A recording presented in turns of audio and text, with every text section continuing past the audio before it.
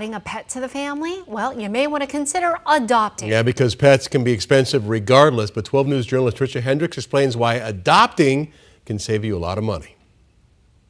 I found out the surprising numbers behind buying versus adopting a pet and why adopting local could save you some serious money. When it came time to adopting a pet, it just felt natural that this was the place. We were able to meet a cat that we bonded with right away because we were able to spend some time with it. For Scott and Amanda Hufford, adopting their new kitten Walter happened quick. We came back the next day. He was such a good fit for our family. They got him from Heidi's Village, a resource support network for rescues and shelters in the valley. When it comes to the cost of adopting a pet versus buying one from a breeder, there's a lot to think about. Think about getting a kitten in a box.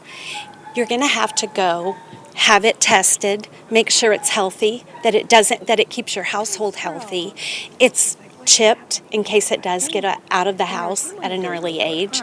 It's also spayed or neutered. All of those cost more than their adoption fee. So if you're thinking about adding a new furry friend to your family, adopt, don't shop, right? There are thousands of animals in this valley that need homes. So we really encourage you to look first, at least try to adopt first, and I bet you will find what you're looking for if you look. Lori Wall is the development director for Heidi's Village. Chances are if you're getting it from a breeder, there's those unethical breeders and you don't really know what you're getting. And then also if you're kind of getting that free kitten off Craigslist, you really don't know what you're getting, right? And they haven't been vetted, they don't have their shots, they don't have a microchip, and they definitely aren't spay or neutered. Buying from a breeder can cost thousands of dollars. Adopting from a shelter typically runs $50 to $200. Shelter animals are also often less prone to costly genetic health conditions common in purebreds.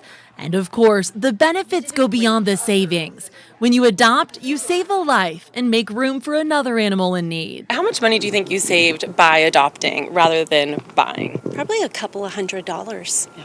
Sure. And the reassurance and the support that we got post adoption. Besides the money factor, The opportunity to give a pet just a good, healthy life feels good for the soul. So before you make that big decision, ask your shelter about low-cost vet partners, look into pet insurance early, and avoid pet stores that may source from mills. As always, if you have any money-saving topics that you would like us to look into, send us an email at money@12news.com. Tricia Hendricks, 12 News.